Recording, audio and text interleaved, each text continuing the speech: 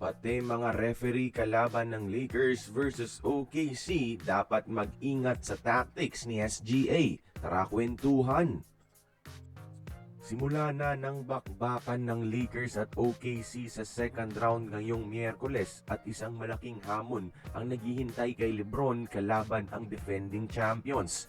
Isa na dito ang pangamba na di lang OKC kalaban nila kundi pati mga referee na palaging pabor sa tawagan kay SGA at sa mga foul baiting tactics niya mga idol. Ngayong playoffs may average si SGA na 12 free throws bawat laro mga idol sa 4 na laro. Meaning, palagi talaga siyang nasa linya for a shooting foul. 12 points, malaking bagay na yan para sa isang playoff game mga idol. Magaling kasi si SGA magbenta ng tawag at mag-initiate ng contact.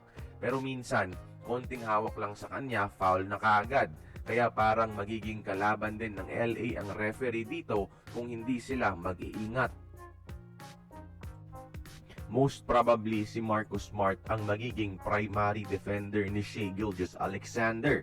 And Marcus Smart is a former Defensive Player of the Year. Matalino at magaling dumepensa. Huwag lang sana siyang mautakan ni SGA mga idol. Mahilig kasi si SGA humawak sa kalaban tapos mag-iinarte para siya pa ang lumabas na finaul mga idol. Ito ang dapat bantayan ng isang Marcus Smart. Di pwedeng ma-foul trouble si Marcus mga idol, lalo na't wala pa si Luka Doncic at isa siya sa mga pinaka-importanting bahagi ng rotation ng LA ngayon.